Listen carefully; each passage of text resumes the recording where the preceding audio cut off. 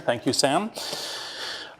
So when I looked through the syllabus of this class and thought about what I could possibly add that would be useful in addition to the various skills, one of the things that I've been thinking about has been, how do you think about yourself as a founder? How do you think about what the skill set is? And what are the things that you should be thinking about in terms of, am I ready?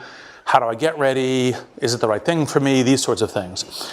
So let's start with the perception of what a great founder is. And classically, this tends to be Steve Jobs, Bill Gates, Elon Musk, Mark Zuckerberg, Jeff Bezos. And it's an image of founder as Superwoman or Superman, right? Who has this like panopticon of skills. And I can use the word panopticon because I'm here at Stanford. It's things like, I know how to do product market fit. I'm great at product. I'm great at strategy. I'm great at management. I can fundraise, right? I can do all of these different skills. And part of what you're looking for in a great founder, in the kind of theory of the founder as superperson, is I'm looking for someone who is awesome at all of these things. They are well-rounded. They're diverse. They can bat on all skills. And part of how I found this kind of emphasized in the beginning of my own entrepreneurial journey is I remember reading an article that said, Bill Gates, who is smarter than Einstein, right? And you're like, well, look, Bill Gates is really smart and is very accomplished, but I'm not quite sure smarter than Einstein is actually a phrase that even Bill would want to be actually next to. And it's partially because I think it's this image of founder as superperson, which is that a great founder is someone who can do anything, jump over tall buildings in a single bound, all of these sorts of things. And the reality, right, is a founder is someone who deals with a ton of different headaches. And no one is universally superpowered. Generally speaking, you hope to have a couple of superpowers, some things that are unique edge to you, some things that are unique to the problem that you're trying to solve, some things that may help you give an edge, because actually competitive differentiation and competitive edge is super important. But it's not actually, in fact, a function of genius. And matter of fact, frequently, it's very hard to tell the difference between madness and genius because usually it's the results that play out. And sometimes when you're dealing with uncertain environments, you may even be genius and later be thought to be a mad person, or you may be a mad person and you turn out to be lucky and you're later thought to be a genius.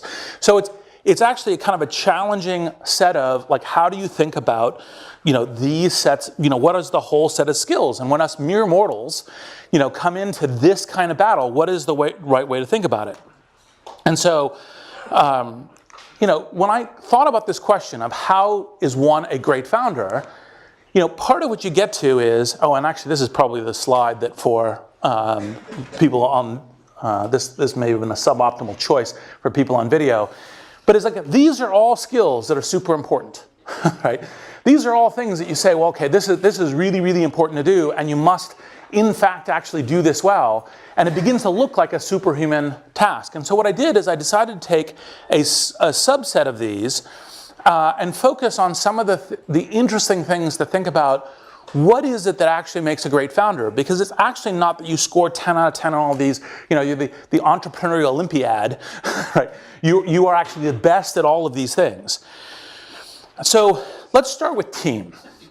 So one way to kind of, I think, talk about exploding the myth of the super founder is that actually, in fact, usually it's best to have 2 or 3 people on a team rather than a solo founder. It's not that to say solo founders don't actually play out, and they can successfully, but most often 2 or 3 people is actually, in fact, a much better. When I look at these things as an investor and I say, what is a good composition of a project and founders that are likely to succeed? It's usually there's 2 or 3 of them. And the reasons are because, for example, we've already talked about the fact that there's this very broad set of skills. There's this whole set of questions about how you adapt your company in order to be successful. And if you actually have 2 or 3 founders, you have different skills. You can compensate, because by the way, everyone has weaknesses. You can compensate for each other's weaknesses. You can, in the diversity of problems that you encounter as a founder, that you can actually attack them. So one of the things that I suggest when you look at essentially a founding team is to have a real high preference for having co-founders, having a high degree of trust for those co-founders, because one of the things that, by the way, part of the whole entrepreneurial thing is there's lots of ways to die. One of the ways to die is you get a year down the road with your co-founders and then you're going through a messy divorce, right? And that is not always, but frequently fatal.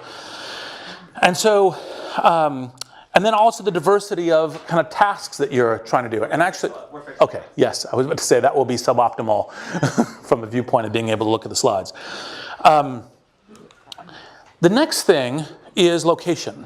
And so frequently, I've heard told to me, it's like, oh, Silicon Valley aggregates all of this super talent, which it does, in terms of like what actually, in fact, it's the reason why Silicon Valley startups are so successful is because all of these great people, immigration, which is hugely important for talent and founders and everything else, emigrate here, and that's part of the reason. Now, it's actually, if you think about it from basic math, even if you take something that Silicon Valley is super strong at, which is essentially software skills in the last 2 decades, not all of the great software people move here. Not all of them can move here. There are many of them in various other parts of the world. And so why do I put choice of location as one of the things that comes down to thinking about whether or not you're a great founder? Well, the reason is because what great founders do is seek the networks that will be essential to their problem and their task.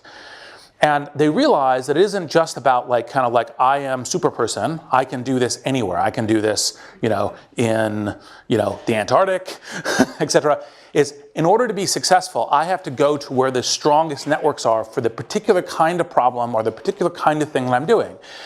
And Silicon Valley, by the way, is super good at some kind of tasks, some places that you essentially try to solve certain kinds of problems, but it is not good at all of them. Let me take kind of 2 examples. So one is Groupon. I don't think Groupon could have ever been founded here. Even though it's a software product, it actually even generates a network, which obviously a lot of the great networks are here, and uses a kind of internet technologies, a mobile product, and everything else, all of which we have a lot of great skills here in Silicon Valley, and the networks are really good for this.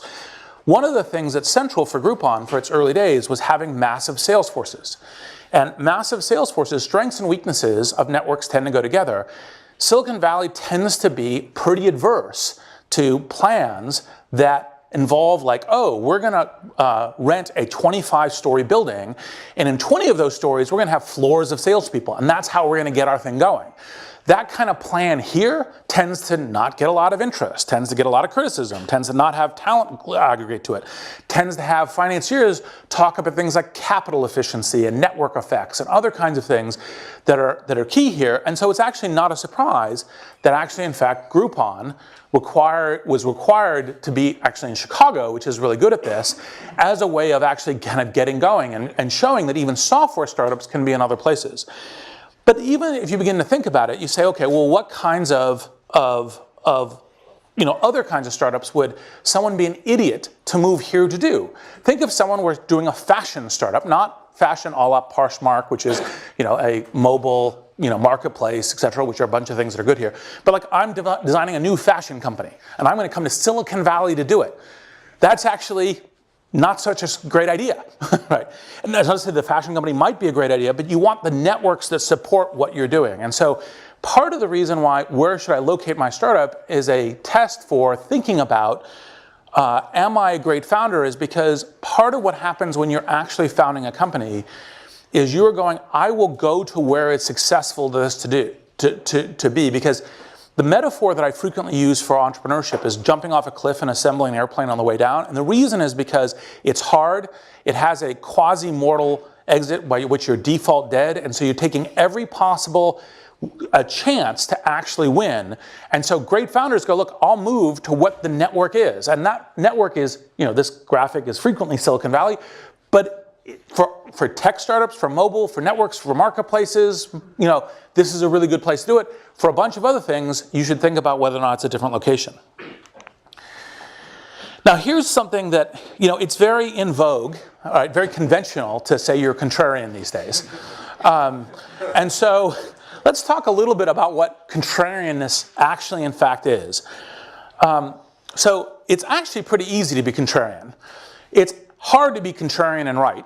And in particular, when you're thinking about, is my idea contrarian or contrarian enough, it's how does a smart person actually disagree with me, right? Because if you can't think of a smart person who isn't like ignorant or just crazy or something else, but is a smart person who is somewhat expert in this or thinks that your idea has some serious challenges, then it actually isn't contrarian. Right, so contrarian is always, actually this is one of the things that Sam and I talked about at startup school, is contrarian is actually relative to an audience, right? So when you want to be, when you're thinking about contrarian in terms of like a really good contrarian idea, it's like, okay, what would other, say it's consumer internet, good consumer internet people think is actually in fact not yet a good idea? And part of when you think about contrarian is to say, okay, what's the way that, what do I know that other people don't know? Because it isn't just oh, I'm brilliant and other people aren't, and that's the reason my contrarian thing is right. That's a very bad test. Might happen to be true. Of course, lightning could also strike you in the field, right? So think a lot about like, what is it that I know that other people don't know? So for example, in the very early days of LinkedIn, part of what I advise all founders to do is go talk to every smart person who will talk to you and give you feedback. So with LinkedIn, I walked around and said, here's my idea, what do you think? 2/3 or more of my network, including some of the very, very smart people, all thought I was nuts. And the reason why I thought I was nuts was because they said, well, look, it's a network product. It's only valuable with a bunch of people in it. First person, no value. Invite second person, first person in it, no value for either of them. They already know each other. When do you actually begin to deliver on your use case, which is like 500K to 1 million people, right? And so you're never going to get to size. It's never going to grow. Now, what I knew that the critics didn't know was that I could think of a set of different ways by which people say, look, it's pretty easy to say, look, I believe in the vision of this, or I think it's interesting, or I think a product like this should exist, or I'm willing to play around with it. And I can leverage those sets of interests to grow the network to get to enough size that you could begin to deliver on the value propositions in which LinkedIn had. And that was the specific thing that I knew that the critics weren't thinking about. And so when you think about being contrarian, you have to think about how is it that smart people disagree with me? They disagree with me from a position of intelligence, right? And there's something that I know that they don't know that actually in fact will play out to be true. Now in this case, in general, as a founder, it's good to be contrarian in the real sense and right. Now the other last part on the contrarianness is to think about, there's lots of different ways to be contrarian. So for example, a frequent one will be like, oh yeah, that's a good small idea, but actually, no, it's not small, it's large. Or, actually in fact, you can assemble the talent, or while most consumer internet startups tend to be, like for example, there's another LinkedIn example, tend to be only successful with their rocket ships, actually a gradual compounding curve can actually be very, very valuable. LinkedIn never had its rocket ship moment. It was kind of compound year by year, but that in the consumer internet tends to be atypical to the pattern. So here you begin to get to a bunch of sorts of problems that essentially founders run into, which is like, well, should I be doing the work or should I be recruiting people and delegating the work? And classically, the answer to this is, actually, in fact, you need to do both, right? And in fact, not only do you need to do both, you need to do sometimes one at 100% and sometimes the other one at 100%. And sometimes, even though this is not so good at math, both at 100%. And so what you'll see is this is actually classic when you begin thinking about what is a great founder, is you navigate what is apparent paradoxes. So another one that I frequently talk about is you got to be both flexible and persistent. And the reason for this is entrepreneurs are frequently given the advice to have a vision, stay firm against adversity, realize that you have this vision that is contrarian to what other people think, and just stay on track, get through the difficult times and get there. The other piece of advice given with equal vigor is listen to data, listen to customers, pivot, be flexible, right? Part of the thing that this comes out to being in terms of being a great founder is to say, well, when should I be persistent? When should I be flexible? And the vehicle that I most often use for this is you should have on a project you're doing, like a company, an investment thesis that essentially says why you think, possibly contrarian, why you think this is potentially a good idea. It should include what you know that you think other people don't know. And then, as you're going into the battlefield, you go, am I in fact increasing confidence in my investment thesis or decreasing confidence in my investment thesis? Because if I'm increasing confidence, then stay on track, be persistent. And by the way, sometimes even with adversity, your confidence can increase. If it's decreasing, that doesn't mean jump out. PayPal, LinkedIn, Airbnb, a whole bunch of startups I've been part of have had months where you were like, oh my God, why did we ever think this was a good idea? It was kind of a valley of the shadows moment. So like, for example, in PayPal, it was August 2000, we were burning $12 million in 1 month. The expense curve was exponentiating. We had no revenue, decrease in confidence. However, we say, okay, what do we do in order to fix that? And that gives you your immediate action plan. Another one is, should you have belief or should you have fear? Right? Should you have, should you essentially go, well, no, I have this vision of the way the world should be and I should ignore everything else and I should just go at that. Well, again, part of what being a great founder is being both able to hold the belief, to think about where it is you want to be doing and where you want to be going, but also be smart enough that you're essentially listening to criticism, negative feedback, competitive entries, where you're kind of going, okay, is this changing my investment thesis? Is this changing what I'm planning on doing? And it doesn't mean you lose confidence. You have the confidence, but you also essentially have the peril. Again, in this kind of thing of how do you put these two things together? Should I focus internally, build the product, ignore the world, ignore competitors, etc., or should I focus externally? Should I be recruiting? Should I be meeting people? Should I be gathering network intelligence? Again, the answer is both. And the reason why I'm focusing on these kind of it's both rather than either or is because part of what makes a great founder is the ability to be flexible across these lines, to sometimes be 90% one way, sometimes be 80% the other way, be executing the judgment on what does the current problem look like? How is it that when I'm trying to solve this, that I should say, this is what we should be doing and how should I be dividing the work?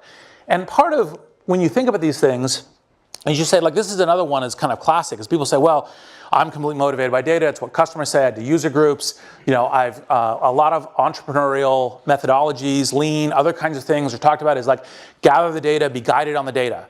Well, actually, in fact, data only exists within the framework of a vision that you're building to, a hypothesis of where you're moving to. And the data can even be negative, and you can think, well, actually, in fact, this negative data means that I need to change or alter the way that I'm thinking about something, but I actually keep on a specific vision about what I'm doing. And by the way, sometimes even when you have that specific vision, you don't necessarily actually ever end up at that big vision that you were thinking about. So for example, at PayPal, we distributed these t-shirts that said, the new global world currency, right? Well, actually, in fact, one of and I know Peter's been here, one of the jokes I told Peter is like, well, actually, we do have this new world global currency. What we're trading in is dollars. You may have heard of it. It's existed for a while, right? We're essentially a master merchant for that. Now, of course, this presages what might be happening with Bitcoin, although, there's the whole other topic there.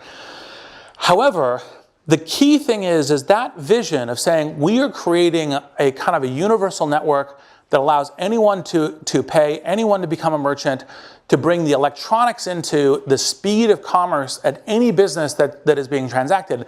That vision kept a true north by which we say, well, first we think we're going to have a banking model, then we think we're going to have, a debt model. Oh no, we're going to actually have a master merchant model, and how does that actually play out? So you're always combining the vision and the data is within the framework of a vision, and sometimes, of course, what you learn changes your vision. Now, this is one of the ones that I actually think we saved this special picture for one of the ones that I actually think is quite key, is that normally entrepreneurs, founders, are thought about as having, like, they're risk takers, right? Whereas everyone else cowers in fear from this notion of risk, they boldly go out. Now, that's true. You have to be a risk taker. You have to be thinking about how do I make a really coherent bet on risk, because in fact, the only really big opportunities, the only contrarian opportunities that smart people disagree with you on, happen to be one that have risks associated with them. On the other hand, part of the skill set that when you're beginning to apply how you think about risks as an entrepreneur is you're beginning to think about, like, how do I take intelligent risks? How do I take a focused risk that if I'm right about that one thing, right, then a bunch of other things break my way. And once I start doing that, I try to figure out how to make my on-shot possibility as high as possible, e.g., how do I minimize other risks? How do I essentially take this risk in an intelligent way that doesn't just go, oh yeah, risk to the wind, who cares? Right, let's go. And so this kind of combines that, you know, this image, which I think is the best of the images we found for this yet, is kind of this sense of how to think about it. Now, back to what I was saying in terms of having an investment thesis. Part of having an investment thesis is you chart it out, it's kind of a list of bullets. You say, like, for example, in early LinkedIn, it was like, look, everyone is actually going to be benefited by a public professional network. Everyone will realize, including companies, that it's better to have it play out this way. The initial set of adoption will come from essentially people who are like, visualize the world this way, are willing to play with it, and then eventually the mass market will come on as they begin to have a network that is already delivering a value proposition to them. That's what kind of an investment thesis can look like. And then, you know, you got economics, so like initially recruiting and then broadening and other things. You have that investment thesis and you say, is my investment thesis increasing or decreasing in confidence? Do I think that the data that I get from the market, when I talk to smart people, how does that change my confidence in it? And this is actually how you essentially minimize risk. So, for example, very early days in PayPal, the part of what happened is they said, oh, okay, well, we're going to do cash on mobile phones. We'll do cash on Palm Pilots because it's really easy. We actually realized the cash on Palm Pilots wouldn't work even before we launched the product, because basically what happened is I went in and said to Max and Peter, I said, look, here's our challenge. Our challenge is this room probably doesn't remember what Palm Pilots are. They were the like early PDAs. And so we lived in what was Palm Pilot Central, and the whole use case was splitting the dinner tab. And how many people, if everyone at the table would have a Palm Pilot split dinner tab? 0 to 1 in every single restaurant. So you could, even just by thinking it through, you realize like the direction you're on is going to hit a minefield and you need to pivot. And that's when Max Levchin came up with the idea of saying, actually, in fact, we could sync by emails, we could have email payments as the backbone of this. And we're like, oh, that's a good idea. And of course, that's what the whole thing kind of pivoted into. And that's part of thinking through minimizing the risks as you're actually executing. Here's another one that's kind of classic, which is, well, should I have this long-term vision or should I be solving local near-term problems? And again, the answer is both. It's these paradoxes. And the question is you jump between them. You should always have a long-term vision in mind, because if you actually completely lose your directions, eventually you'll find yourself in some field there's not a good path out of. But if you're not focused on solving the problem that's immediately in front of you, you're hosed, right?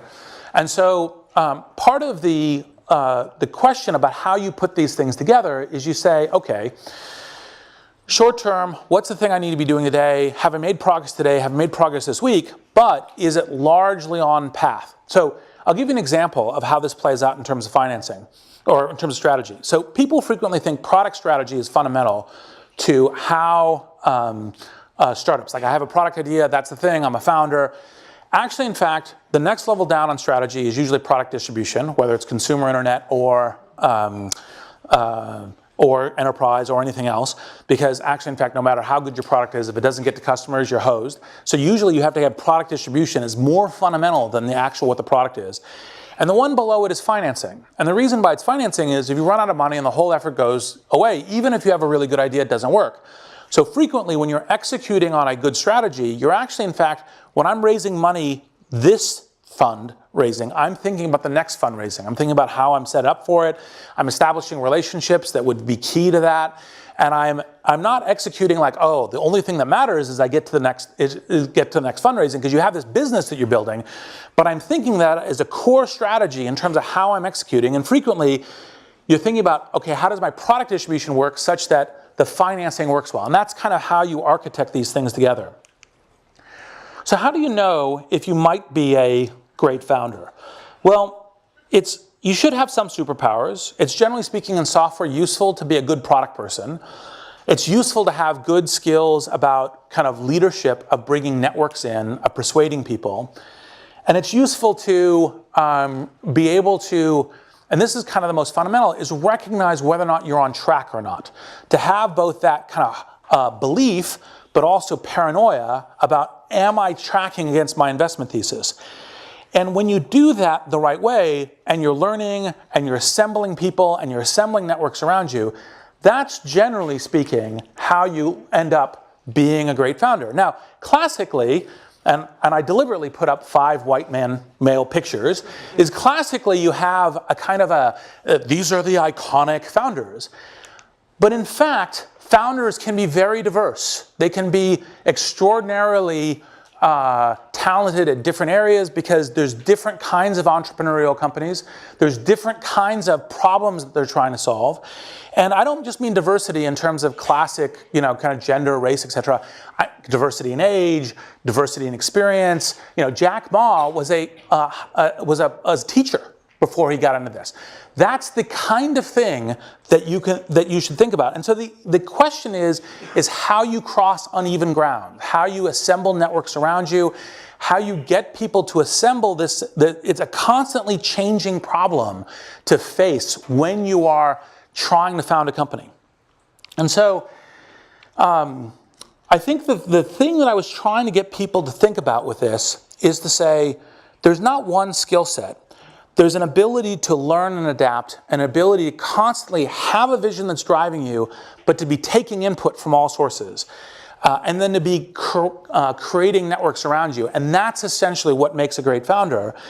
And your ability to do that while crossing uneven ground in a fog, which is kind of the way that entrepreneurs, because you don't really know, like, did you always know this was going to work? No, unless you're crazy, right? Although sometimes crazy works. So with that, I will now go to a few questions. But it was kind of this mindset of founders, which is kind of key. And if there's no question, here. I'm curious about how on LinkedIn, how you targeted the early adopters, you selected and came up with a strategy for getting the right early adopters that you knew would strengthen your investment thesis and really help it take off. Because it seems like every startup faces that. Yep. That same challenge. So one of the really fundamental things is to think about product distribution as key. And for LinkedIn, we had a couple things going for us. So one, the web was boring in 2003. That basically what happened is everyone had thought the consumer net was over, and so people were doing clean tech and enterprise software and everything else. That's a much harder problem now, because everyone thinks the internet and mobile is interesting. And so breaking through the noise is really key. So the strategy we used wouldn't work. We just actually sent out some invitations to a group of people and then tuned the mechanism to have, and did PR to get people. Like, one of the decisions we made early that was right was to say, should we only allow it as invite only, or should we allow cold signups? The reason we should allow cold signups is because the people who are super enthusiastic about this weren't necessarily the people we know, so they would sign up and spread it. That sort of thing were all the kind of decisions we made. Now that challenge is much harder, because the challenge when you think about product distribution is how are you competing for potential customers or potential members' time? And what do they think, what do they have to believe in? Back in 2003, it was like, well, a professional network, that's potentially a good idea, what the hell, I'll play with it, there's not a lot of other things for me to look at.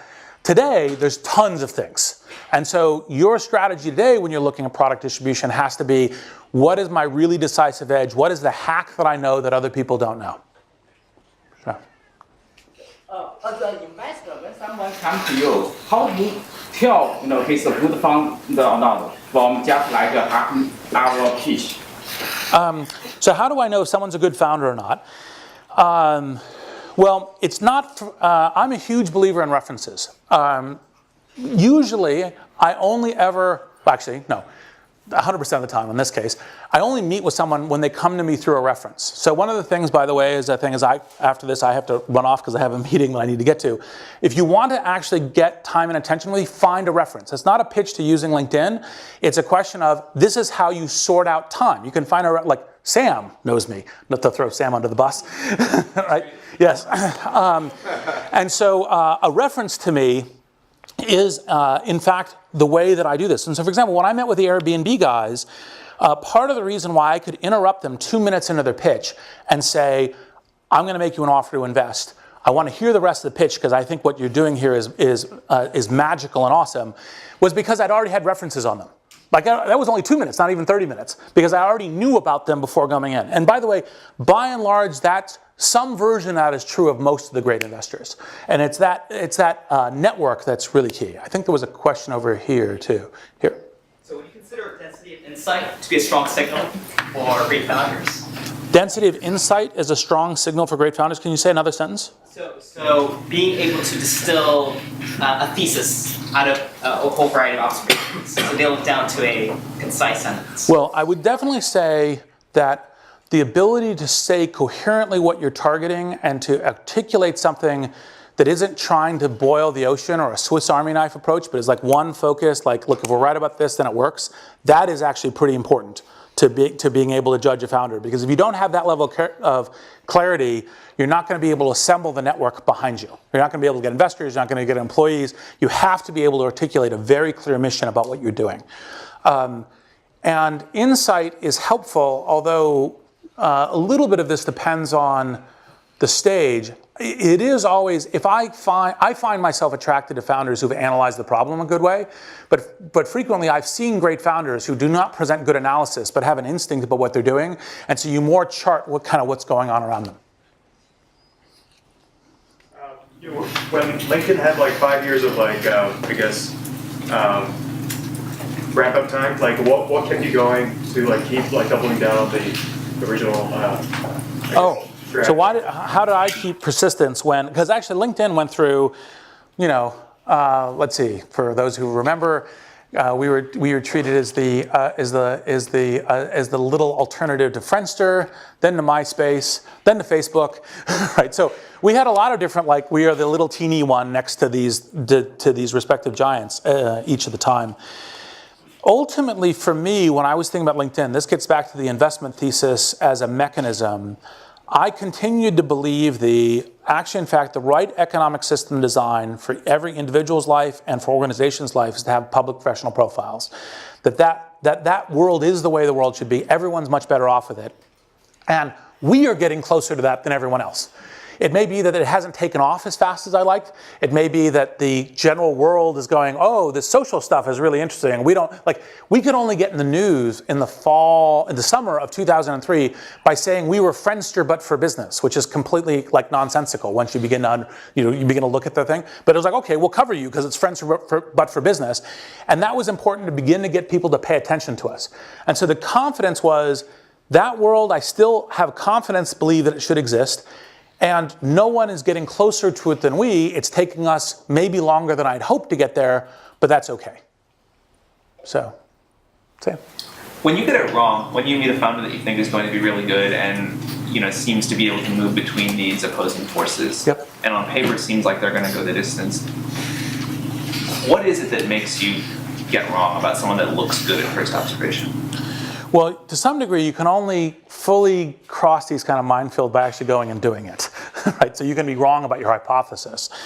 The kinds of things that frequently get wrong are when you think that a person, because they, for example, one of the tests that I frequently use in an interaction is I push on the idea some.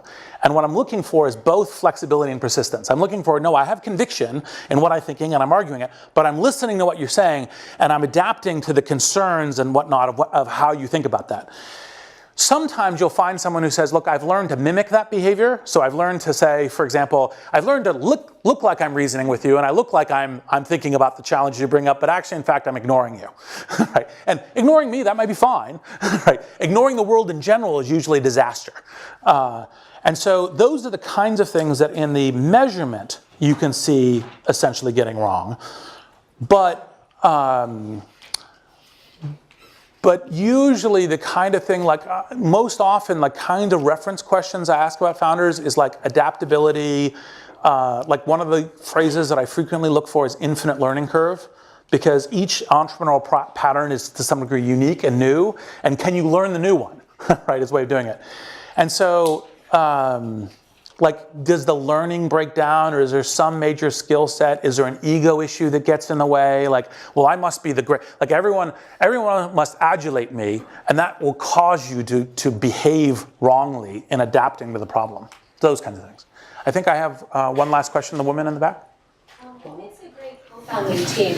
And from your perspective, what makes a good partnership when you're evaluating how to be a great co-founder? Co-founding team, how to evaluate, and then how to think about co-founders.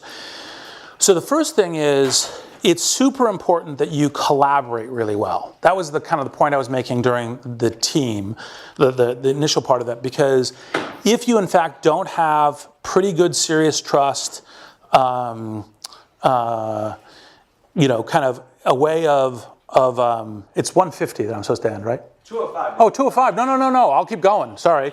I misread the time. So I will have time for more questions. Sorry, I was trying to be good. Okay, let me give a little bit longer answer to this then. So the key thing is when you're thinking about founders is, do you have a diversity of the necessary strengths across the whole range of strengths that would be useful? Frequently you need one technical founder, at least.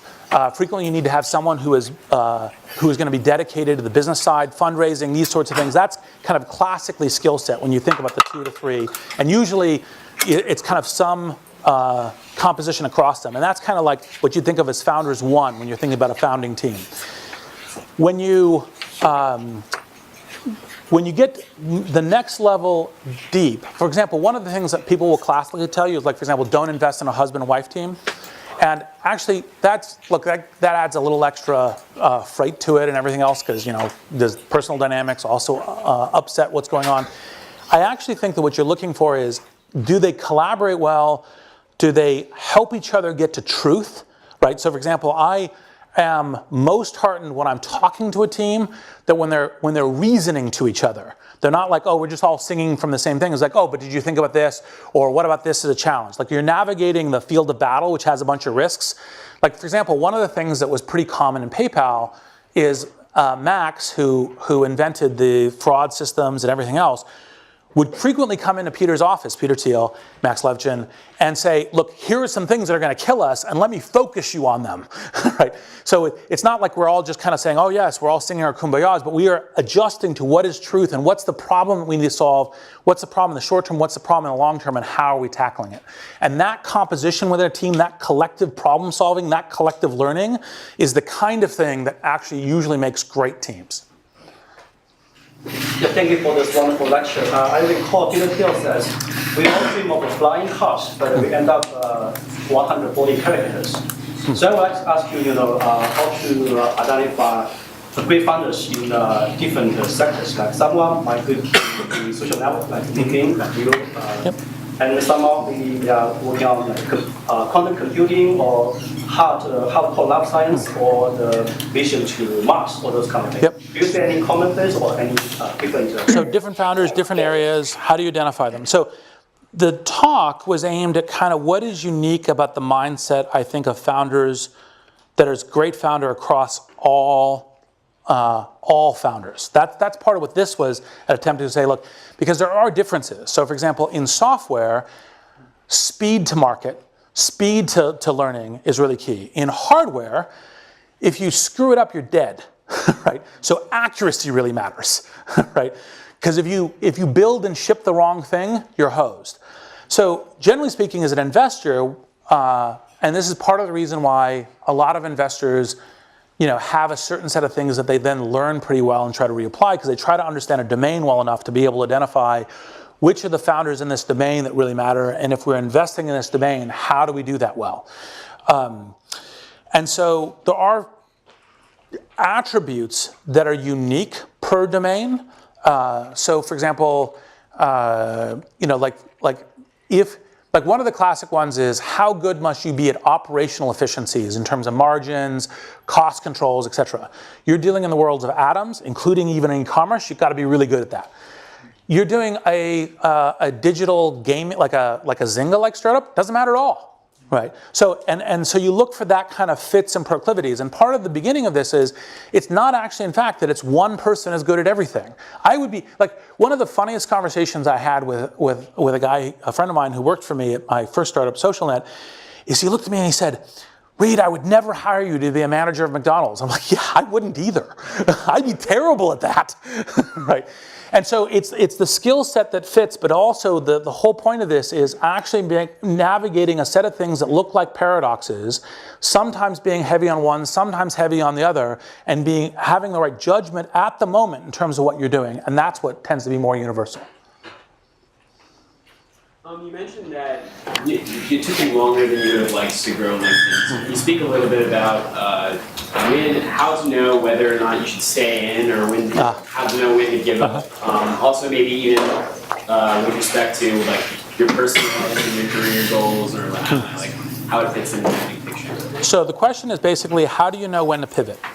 Part of the reason why having investment thesis and your confidence in your investment thesis and being pretty clear on that is, generally speaking, the answer that I give people is, if your confidence is unmeasured for a fairly long time or is decreasing, because unmeasured for a fairly long time should be decreasing, and it's decreasing, and then you go into intense mode where you're trying to figure out what kinds of things you would do that would increase your confidence, right?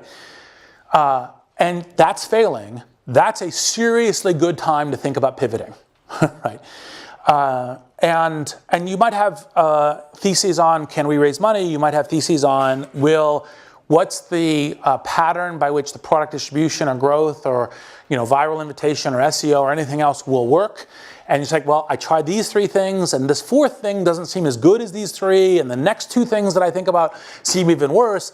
That begins to decrease your confidence, and that's when you should think about pivoting. A frequent mistake when it comes to pivoting is wait until you've essentially crashed into the wall and everything is dead and you can't maneuver anymore, and that's you waited way too long.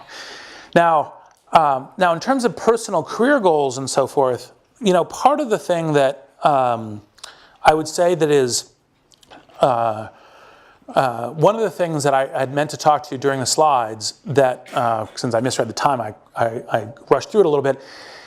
One of the classic questions is balance. And I actually think founders have no balance.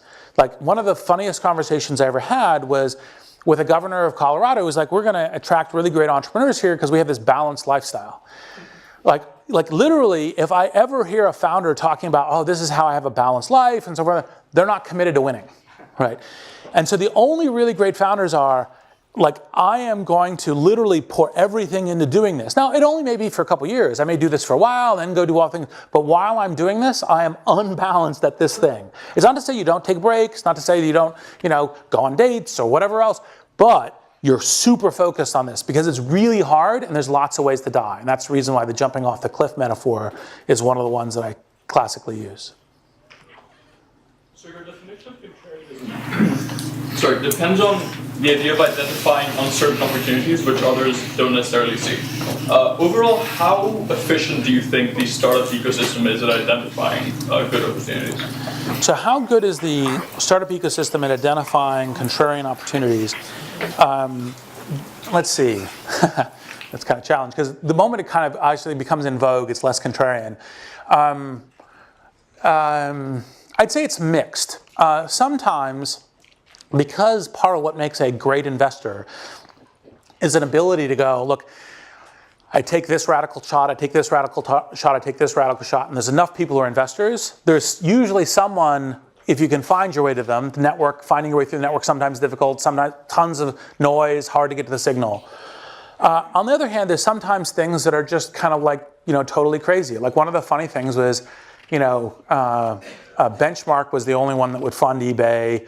If you talk to most of the people in the Valley a year, 18 months ago about Bitcoin, they would have told you, like, what? I have no idea what it is. And by the way, it's still unclear how Bitcoin will play out, although I think the fact that there will be a distributed trust system on cryptocurrency is, I think, almost certainly going to exist in the world. And the real question is Bitcoin the first or last cryptocurrency? First, there's new ones and new features. Last, because it's the one that has network effects and is already going. And so I think it's pretty good with it.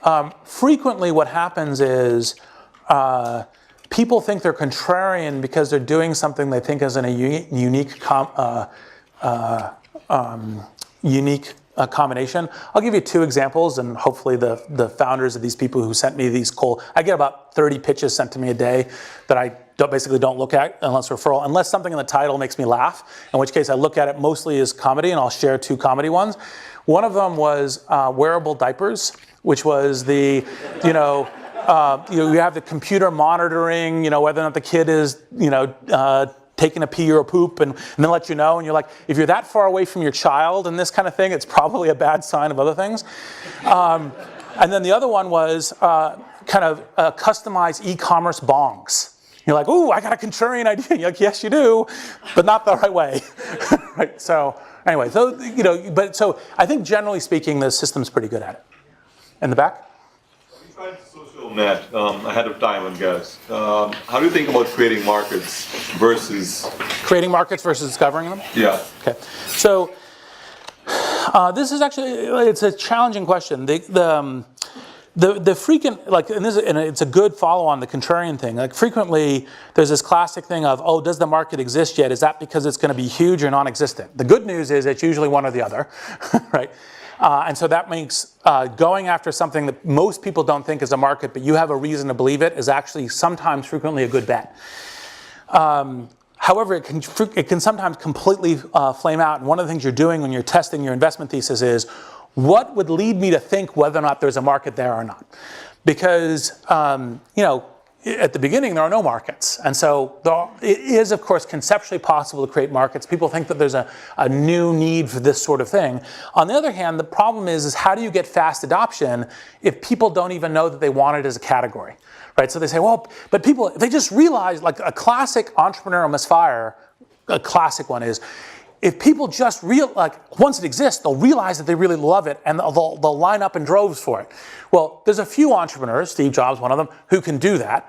Most of the time, it doesn't work out that way. And so you have to say, in your investment thesis, why is it that you think when you're thinking about a market that isn't already existing, that you know that other people don't know on the contrarian basis that leads you to think that market should exist, right? And so, for example, a micro one with LinkedIn was, actually, in fact, the classifieds means of recruiting was, in fact, an exercise of newspapers, an exercise of information age, and actually recruiting direct to people is part of what the networked age and the internet, and that's actually, in fact, how recruiting should go.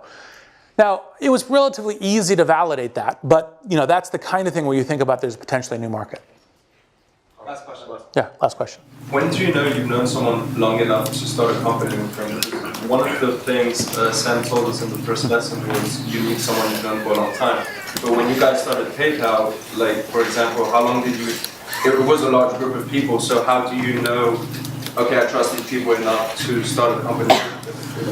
So to repeat, I'm repeating the question in part because this is recorded and everything else, make sure that people hear it. But the question is how do you know that you trust someone well enough to be a co-founder? There's a whole bunch of different variables that go into it. And look, this is one of the risks that you take. And you kind of get to a thesis of, do I think that I know them well enough? Now, I'll parallel one thing that I think, there's a parallel here that I think is super useful. So one of the things I tell my portfolio company CEOs or founders when they're thinking about hiring a CEO is, I think that the only way to do this is when you get down to the people that you're thinking you may hire as a CEO, you spend 20 plus hours with them, right? Where you go into as much depth in the conversation about anything you think is a possible difference of opinion, belief, work style. So you've identified all this up front so that it's not that you have a contract. It's not like, oh, we're signing a contract and this is how we do it. But we've established the conversation. We've gone to all the parameters. We've had a conversation about what we might agree with or disagree with. One of the things that I frequently think is worth covering is almost like kind of the divorce. Like, why would we want to divorce? Like, what would lead me to say this isn't working, right? And to cover that up front as part of it. Because then, at that point, when you get into the field of battle, which is hugely stressful, you go through the valley, shadow, and moment, you've at least got the basis of, we already conversed about a wide variety of things. We've set up essentially some expectations about what, how we might be playing together. And if it begins to vary off that, it's relatively easy to bring it up in a way that you're problem solving. And that's the kind of thing that I think you should be fairly confident that you have that level of trust For me, frequently, it's to have a set of robust conversations such that it's like if something comes up later, it's like, well, we talked about this in version, and we can bring that up. So anyway, with that, Thank you very much. thank you.